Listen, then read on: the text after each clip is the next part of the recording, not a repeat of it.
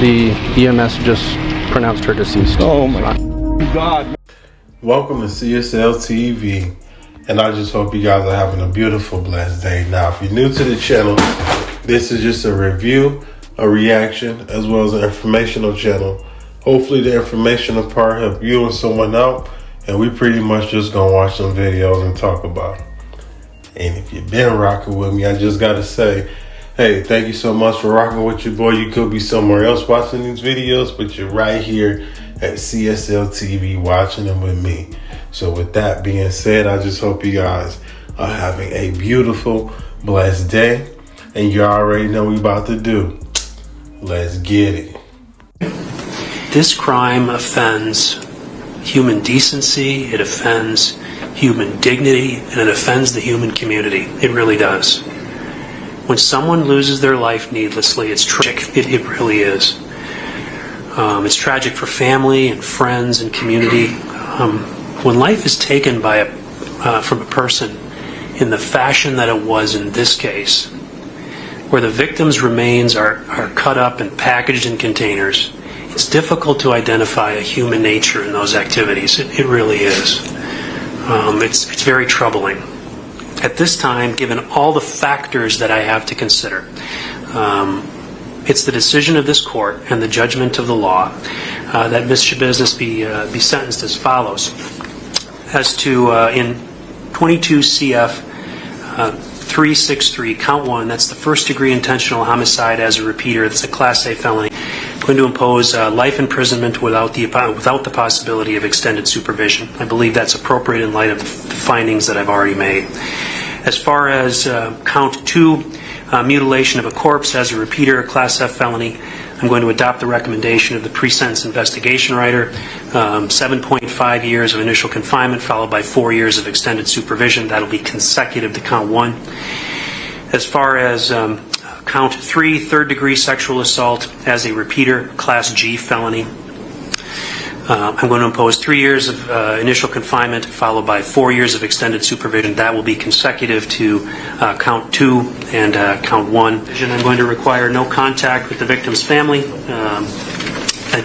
maintain absolute sobriety. I'm going to order court costs. It's $538 per count. That's a total of $1,614. That'll be the order of the court. That now that Ms. Shabusiness is convicted of a felony, she'll lose her right to vote until it's given back to her by the governor or by state law, and she may not possess a firearm or wear body armor. With that, then, this matter is now concluded. Thank you. Thank you.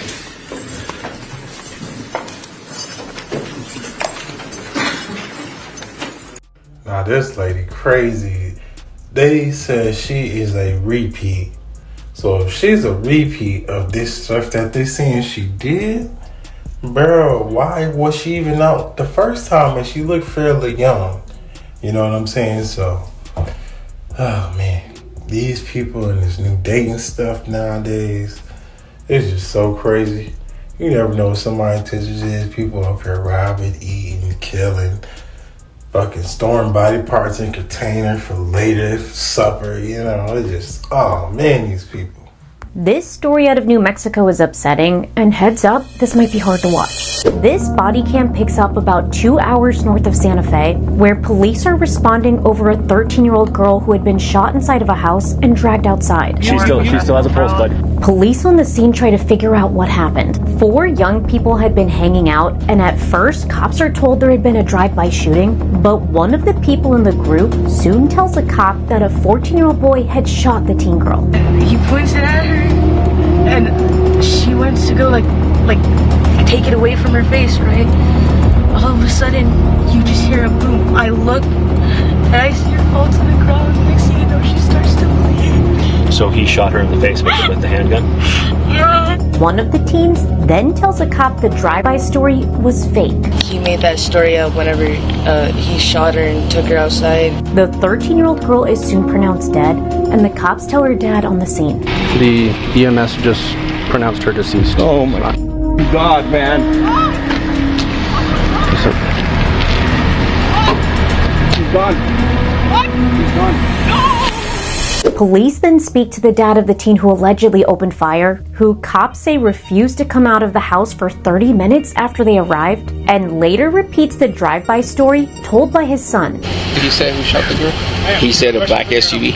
The 14-year-old boy said to have opened fire is then taken into custody and is captured here on audio in the back of the cop car. They ain't got nothing on me, I ain't worried.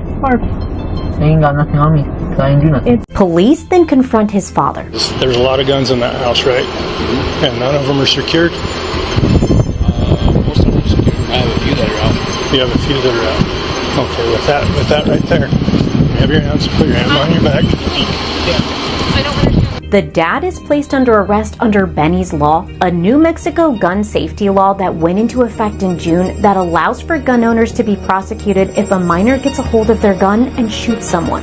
This all went down in July, but the footage was just released. The dad has been charged with negligently making a firearm accessible to a minor, resulting in death, and his 14-year-old son has been charged on multiple counts, including first-degree murder and tampering with evidence. There are more guns than people in this country, and studies routinely show that owning guns puts people in your home at greater risk of being killed.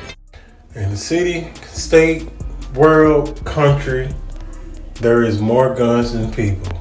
And when things like this happen, rest in peace to that beautiful little soul, it's because of motherfuckers like this. This is why things like that happen. The gun isn't mysteriously walking and saying I'm about to shoot somebody. It's people who neglect the responsibility of carrying that firearm the right way instead of just leaving them all on around like it's casually okay. I don't care how much trust you and your kid have, you should never leave something that lethal around that can hurt somebody. So let this be, you know what I'm saying, as I always call it, an educational moment where we learn from this dumbass mistakes, because all these kids are killing each other, and this is one of the solutions right here.